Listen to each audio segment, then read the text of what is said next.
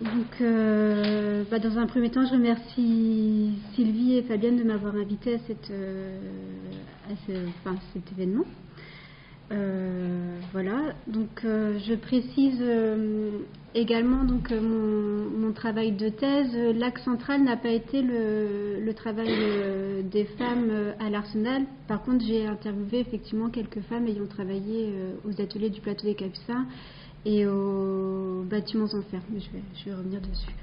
Donc ma thèse, elle a commencé en 2010. Elle s'inscrivait dans le cadre d'un dispositif CIFRE, donc c'est-à-dire que c'était un partenariat entre le Centre de recherche bretonne et celtique à l'UBO et la ville de Brest. Donc l'objectif de cette thèse, c'était un petit peu une recherche appliquée, c'était de créer en amont du centre d'interprétation prévu au Capucin, de créer un corpus muséographique alliant donc patrimoine matériel et patrimoine immatériel.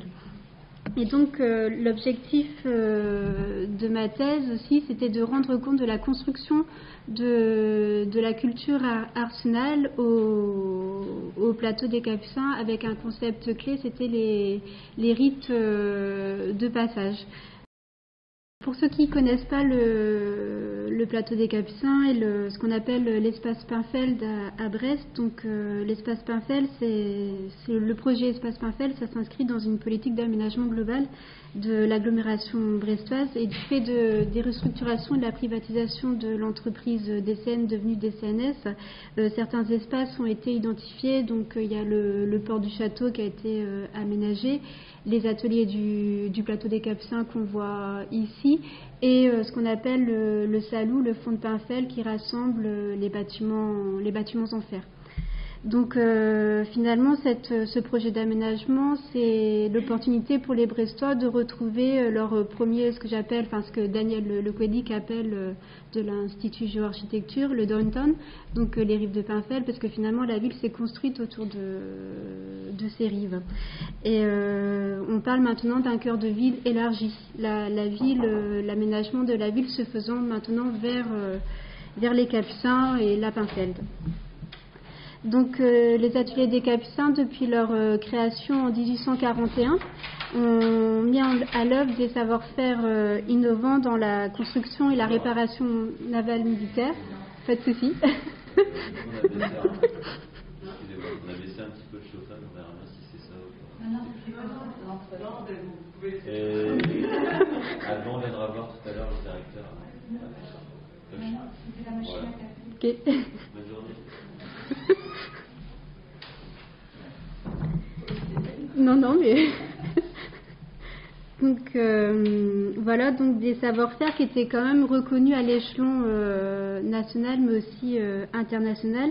Et les Capucins sont quand même très constitutifs de l'identité ouvrière brestoise, enfin les Capucins et les autres ateliers de l'Arsenal. Donc ma recherche s'est appliquée à saisir un petit peu ces savoir-faire, ces savoir-être dans toute leur complexité. Donc, comme je le disais à l'instant, la désaffection des ateliers des Capucins en 2004 les font entrer maintenant dans le champ patrimonial et provoquent à leur propos un regard nouveau, faisant plus que jamais de ce haut lieu dans tous les sens du terme, puisqu'il surplombe la Pinfeld à 25 mètres, la référence emblématique de l'activité industrielle de Brest et de sa population. Donc les ateliers, je le disais à l'instant également, sont symboliques des mémoires sociales de l'Arsenal et garants de cette mémoire collective. Donc l'aménagement de ce lieu symbolique offre à la ville un moyen de valoriser les fonctions enfin là je reprends le discours politique, on va dire, donc les fonctions métropolitaines autour de l'économie, la culture, la recherche et l'habitat. Donc l'Arsenal de Brest jusqu'à présent et toujours encore, mais différemment, répondait à des enjeux et des contraintes géopolitiques, militaires, stratégiques et tactiques, et a longtemps cultivé le culte du secret. Donc il n'était pas évident jusqu'à présent de saisir ces mémoires de travail, ces savoir-faire. Et là on sent que les barrières, enfin moi c'est le sentiment que j'ai eu, les barrières se sont ouvertes par le biais de cette collecte de mémoire autour des Capucins, les paroles se délient davantage. Donc j'ai essayé de saisir cette culture ouvrière de l'intérieur. Donc les questions que je me posais, c'était comment rendre compte de cette culture particulière quand même, donc la culture arsenal, comment saisir le processus en cours, le passage de la sphère militaro-industrielle à la sphère culturelle et civile, et les impacts aussi liés à la conjoncture sur la culture arsenal en pleine rupture. Et comment transmettre ces mémoires de travail justement par le biais de la création d'un centre d'interprétation, du moins d'un espace d'interprétation au sein des ateliers du plateau des Capucins. Donc ma démarche en tant que telle a consisté à interroger par le biais de récits biographiques les mémoires des travailleurs des ateliers métallurgiques des Capucins, des bâtiments en fer et aussi de l'école de formation technique de l'Arsenal, ce qu'on appelait communément l'école des Arpettes. Voilà, donc j'ai développé deux formes d'écriture, donc l'écriture ethnologique, donc la construction des cultures de travail et des savoir-faire à travers les rites de passage. Donc c'est un concept qui a été développé par Van Gennep. Les rites de passage, finalement, c'est comment l'apprenti qui rentrait à 14 ans à l'école des Arpettes, voilà, comment il devenait ouvrier de l'Arsenal, donc par la formation à l'école, ensuite sur le tas, dans les ateliers, par le biais ce qu'on appelait le matelotage, l'apprenti, le jeune ouvrier étant encadré par les plus anciens. Donc des cultures de travail sous des dimensions professionnelles, des dimensions sociales et politiques, notamment la culture syndicale. Donc une première écriture, l'écriture ethnologique, et la deuxième écriture, l'écriture du patrimoine à travers ce que j'appelle finalement des rites de patrimonialisation. Donc ce passage clé du site industriel et des mémoires ouvrières à la sphère culturelle et civile, entre guillemets. Donc, dans une perspective mémorielle et de transmission, les témoignages directs portent sur la vie de l'Arsenal pendant la guerre. Les personnes les plus âgées que j'ai pu interviewer, c'est un monsieur, il a 93 ans, donc j'ai quatre personnes qui ont pu me parler du fonctionnement des ateliers pendant la guerre. Donc des témoignages aussi indirects, ce que j'ai pu remarquer quand il y a eu les portes ouvertes dans les ateliers des Capucins, la volonté des gens de parler du travail de leur père, leur grand-père, leur mari, beaucoup de femmes qui voulaient parler de l'activité de leur mari, qui finalement ces femmes qui n'étaient pas, qui ne connaissaient pas les ateliers, c'était les portes ouvertes, c'était pour elles la première, l'opportunité de voir où avait travaillé leur mari.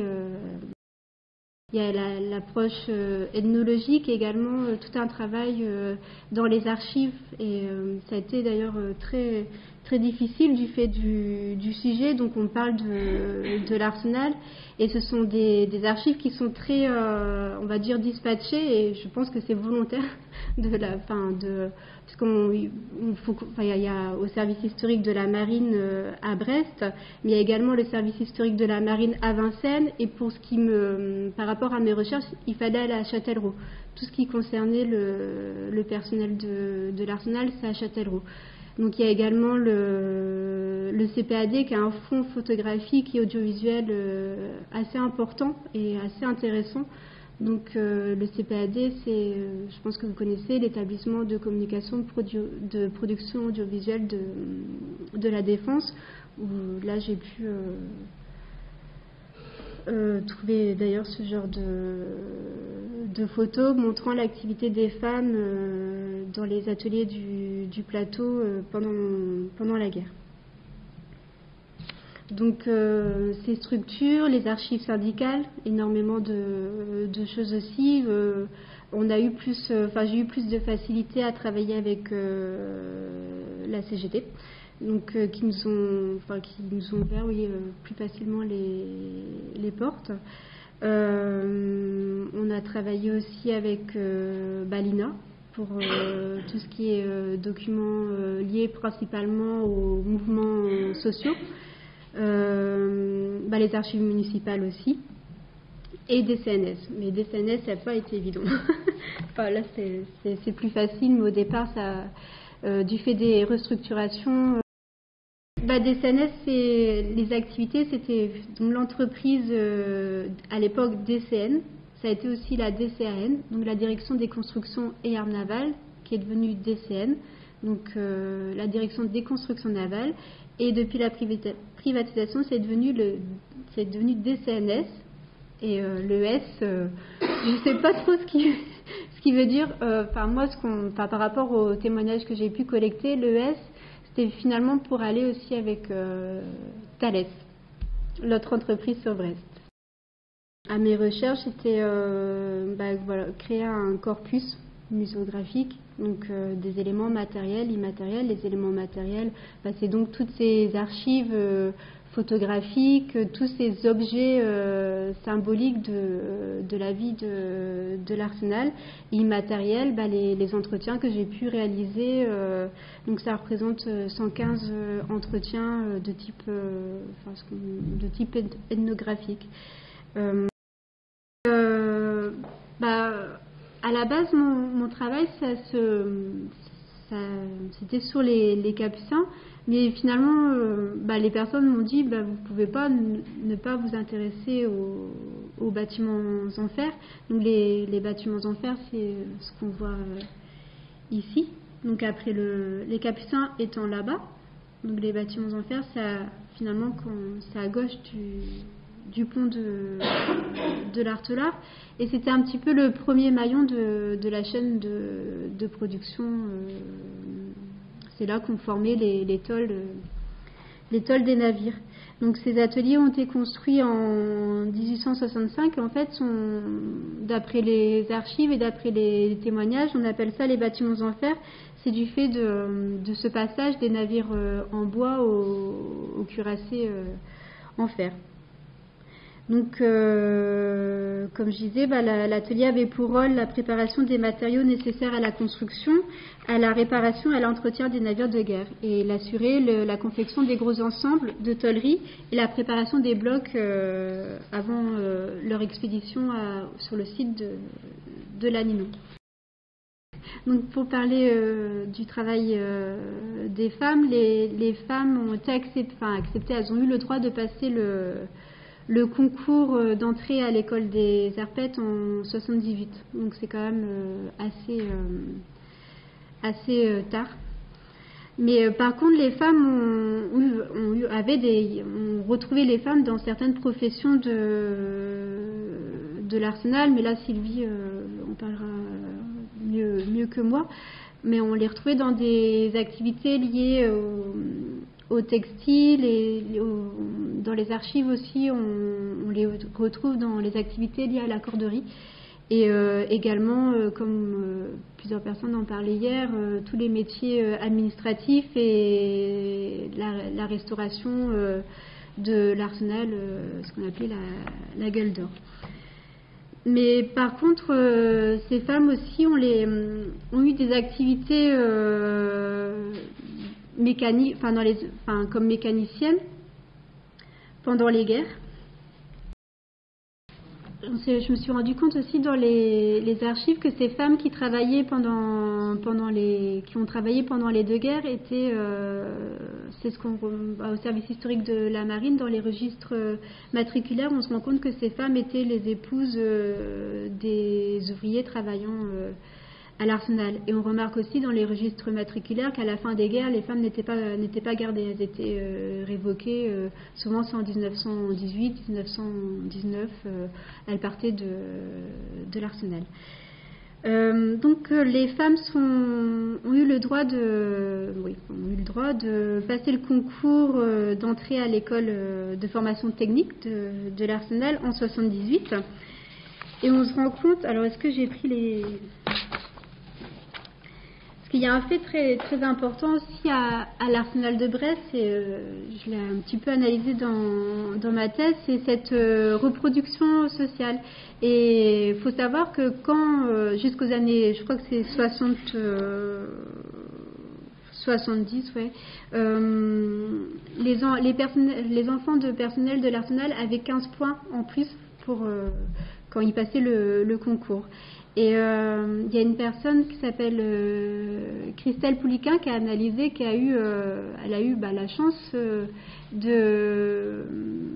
quand l'école était encore et n'était pas, parce que l'école a été fermée dans les années 2000. Quand l'école n'était pas encore fermée, elle a eu la chance de consulter les livrets des apprentis de l'Arsenal. Donc ça représente 2050 livrets depuis la guerre jusqu'à la dernière promo d'apprentis, 98. Et donc par rapport à cette analyse, je vous donne quelques chiffres. De manière générale, 38% des apprentis avaient leurs parents, enfin leur père principalement, à travailler à la DCN. Et 46% des garçons avaient leur père à travailler pour le ministère de la Défense. 69,6% des filles avaient leur père à travailler pour le ministère de la Défense. Et on voit bien, c'est ce qui ressort de mes témoignages. J'ai interviewé, je crois, 8 femmes. Oui, je crois que c'est 8. Et cette stratégie familiale, c'est le père qui disait à sa fille, tu vas rentrer à l'Arsenal, tu vas faire un petit peu de production, tu vas aller à l'atelier chaudronnerie, à l'atelier des machines, mais pas longtemps, ensuite tu iras dans les bureaux. C'est quand même un fait des femmes que j'ai pu interviewer, il n'y en a pas beaucoup qui sont restées sur ce qu'on me dit sur le tas. Il y en a une sur les 8. Et donc ça représente 71 filles à Arpet. Dans une promo d'apprentis, c'était une promo d'apprentis, c'était 90, il y avait 7-8 filles. Et un autre fait intéressant que Christelle Pouliquin avait souligné, c'est que la profession de la mère, on l'a demandé aux apprentis qu'à partir des années 90.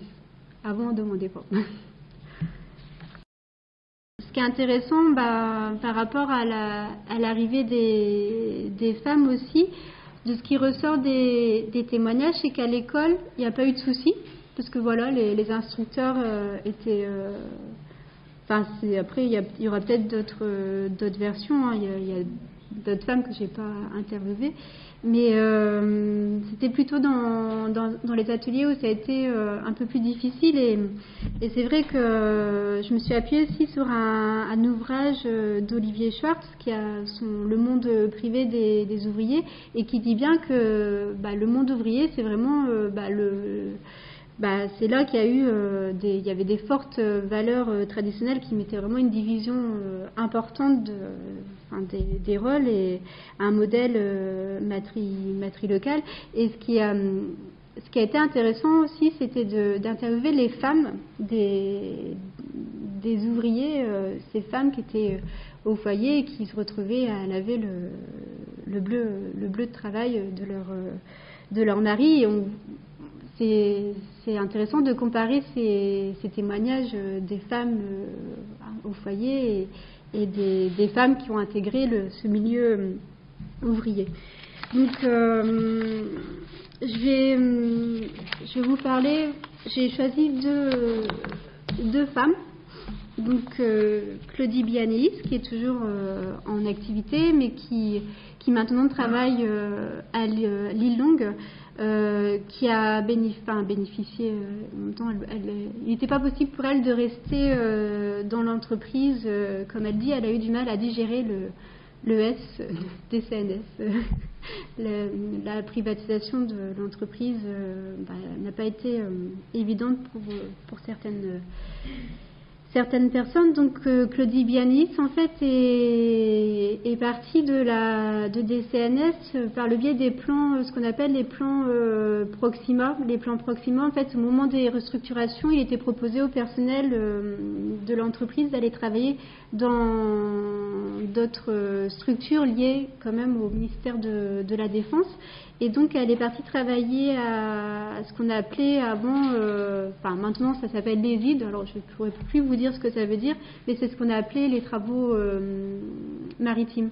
Les travaux maritimes, en fait, c'est ceux qui s'occupaient de l'entretien des structures de la base navale. Donc maintenant, elle travaille pour les travaux maritimes à l'île Longue et elle est surveillante de travaux là-bas, comme son père.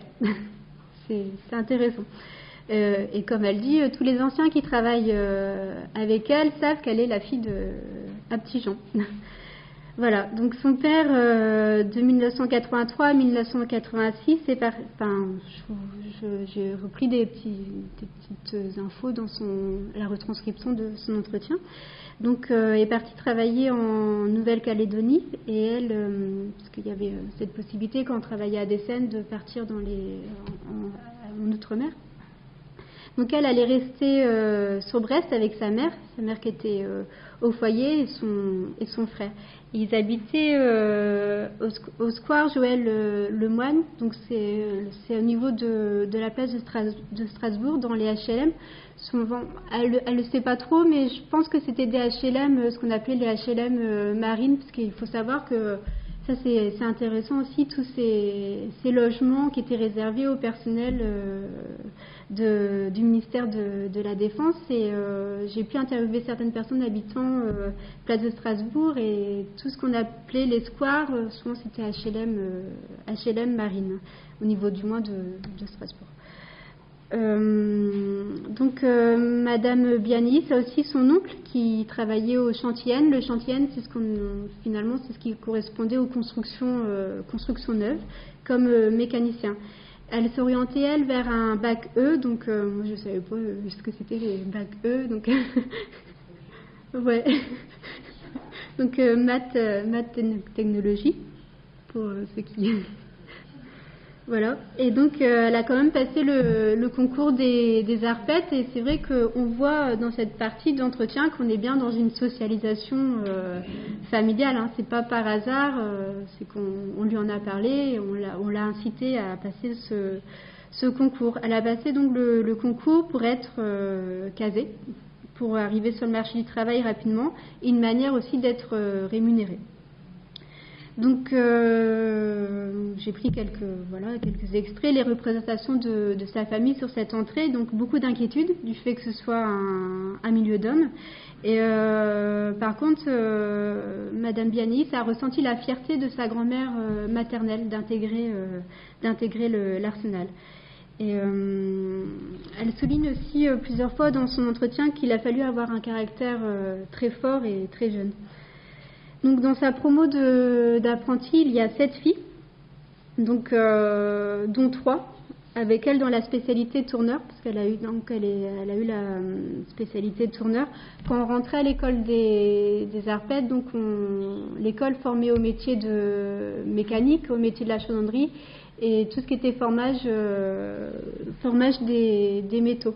Et électricien aussi. Quelques promos formés aussi au métier pas beaucoup, mais de modelage. Tous les modèles qui étaient confectionnés, les modèles en bois.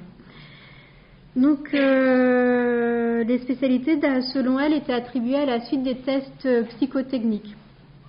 Mais il faut savoir aussi que les spécialités étaient attribuées en fonction des besoins de chaque atelier. Suivant les années, l'atelier des machines disait j'ai besoin de 5 tourneurs, voilà, vous formez 5 tourneurs. Donc un petit extrait qu'elle dit aussi, on était 2 filles à fumer, on était un peu regardées de ce côté-là, on était plutôt du genre garçon manqué. Mais on était des élèves, que ce soit garçons ou filles, on ne faisait pas de particularité. Les instructeurs de ce côté-là étaient certainement plus avancés. Je pense qu'elle compare par rapport à son expérience à la suite quand elle est arrivée dans les ateliers où là il a été assez difficile avec le personnel encadrant. Madame Biani ceci reproche c'est vrai que il y a le personnel masculin reprochait à ces femmes de venir dans les ateliers de production sur le tas, mais de finalement pas faire longtemps et d'aller tout de suite vers les bureaux et et c'est vrai que beaucoup de femmes n'ont pas fait longtemps dans les ateliers de production, mais comme d'autres des hommes aussi. Donc voilà, ce qu'elle dit sur les conditions de travail, là je la cite, ce n'était pas beau, ce n'était pas engageant, c'était sombre, 150 personnes à qui vous serrez la main, il faut vous rappeler de leur prénom, on n'a qu'une envie, c'est d'arriver dans son local. Il faisait très froid, 5 degrés, très sonore, 80-85 personnes tous les jours, un bruit de plus en plus strident suivant les travaux d'usinage, c'était infernal. Le personnel n'avait pas de bouchons d'oreilles. Les bouchons d'oreilles personnalisés, elle les a eus qu'en 2005, quand elle était à Lille-Longue.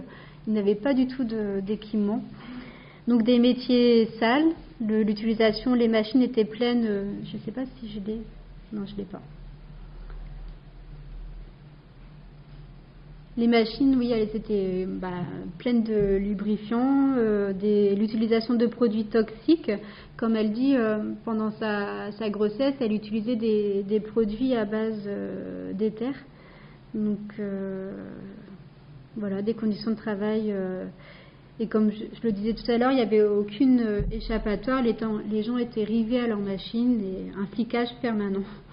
Donc une confrontation directe avec le personnel encadrant, ce qui explique aussi peut-être cette réputation.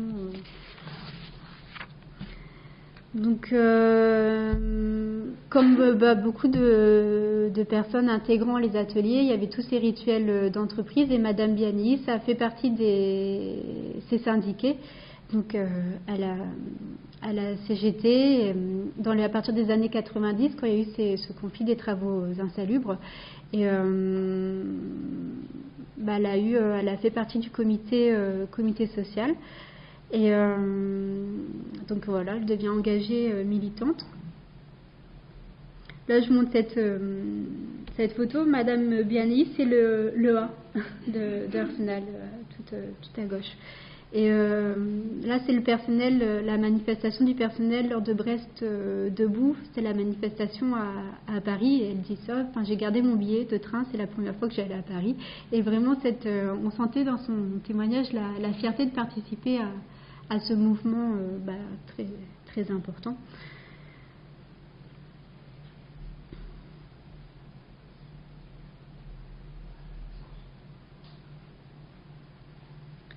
Donc là, c'est Dominique Wadou. Je vais pas parler d'elle.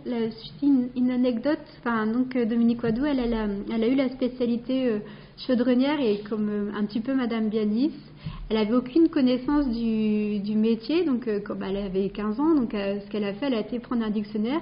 Elle a regardé, elle a cherché chaudronnerie et elle a vu que c'était la confection de chaudrons. Donc, elle pensait qu'en arrivant à la chaudronnerie, elle allait confectionner des chaudrons. Elle a été vite. Voilà, c'est pas du tout ça. Je vais vous montrer par rapport à Dominique Wadou, c'est ça qui a été intéressant aussi dans ce travail, c'était de regrouper, de compléter. Donc j'ai eu son témoignage, mais elle m'a donné beaucoup d'archives privées et il y a eu beaucoup de choses sur elle aussi, parce que c'était la première femme en 78 à intégrer les apprentis. Donc il y a eu tout un article de presse et également un reportage sur elle. Donc là, rapidement, là c'est Elisabeth Granec, charpentière tôlière aux Bâtiments en Fer. Donc charpentière tôlière, ouais. Donc en fait, c'était tout ce qui était lié au formage des tôles composant les blocs des navires. Donc son père était aussi au mouvement, c'était pas la DCN, c'était au mouvement généraux comme chauffeur routier. Donc elle parle aussi d'une socialisation familiale, mais aussi de voisinage. Donc beaucoup de copains, copines de quartier qui intégraient l'Arsenal. Donc comme Madame Bianis, elle est rentrée à l'Arsenal pour faire carrière et pour être casée. Donc elle me dit dans son entretien 1400 à passer le concours. J'ai vérifié, c'était 1000. Bon, c'est pas. Voilà, des fois ils ont tendance à. C'est vrai que les places étaient chères quand même, parce que sur 1000 personnes, ils n'en prenaient que 100. Donc elle fait partie de ce qu'ils appelaient les promotions Charles de Gaulle en fait. Au moment de la construction du porte-avions, il y a eu des grosses promotions d'apprentis. Dans la classe en tant que, enfin les tauliers, ça représentait 20 élèves et en tout une vingtaine de filles. Au chantier N, parce qu'ensuite elle a été au chantier N construction neuve, il y avait seulement 2 filles à bord. Donc c'était une ambiance particulière, mais comme elle dit, l'équipe faisait beaucoup et ça se passait bien. On était là pour bosser et c'était surtout ça. Donc à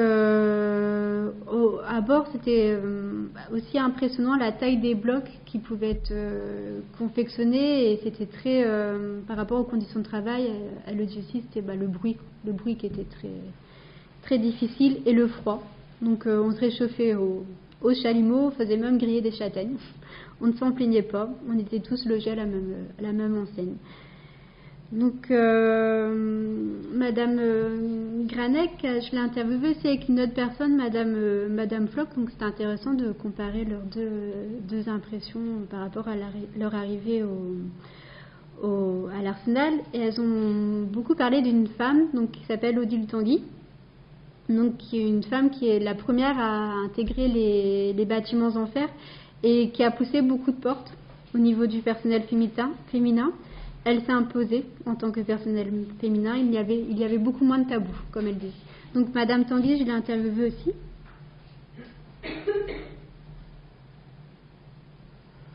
Donc, Odile Tanguy, elle était charpentière taulière aux bâtiments en fer. Donc son père était aussi charpentier taulier aux bâtiments en fer, il a commencé en 54. Elle est rentrée en 79 et son frère est rentré en 78. Donc c'était la deuxième année où il prenait 2 filles, mais c'est la première à rentrer aux bâtiments en fer. Donc il y avait dans sa promo, il y avait 2 filles dans la spécialité charpentier taulier. Et le dit comme Madame Bianis, les spécialités étaient attribuées à la suite de tests psychotechniques. Donc elle par contre, comparée à Madame Bianis, elle en a bavé à l'école. Donc du fait d'un instructeur en traçage qu'il avait, je la cite, qu'il avait prise en grippe. Elle a été collée tous les samedis matins. Donc par contre une formation interne de qualité. Parce que il faut savoir que les instructeurs de cette école avaient été eux aussi ouvriers d'État. C'était une promotion, enfin pas des passerelles, parce qu'à la DCN il y avait beaucoup de passerelles. On rentrait comme ouvrier d'État, on pouvait devenir ingénieur militaire, on pouvait devenir technicien statut ouvrier, chef d'équipe et également instructeur de formation technique. Donc ces instructeurs étaient pour la plupart issus du monde ouvrier. Ils avaient été ouvriers d'État aussi, ils savaient de quoi ils parlaient. Et comme elle dit maintenant, par rapport aux restructurations, voilà, je la cite, on ne dit pas aux jeunes d'apprendre aux vieux. Et là, elle parle des nouveaux arrivants à des CNS qui sont diplômés, ça c'est sûr, ils ont plein de diplômes, mais ils ne sont pas issus de cette formation interne.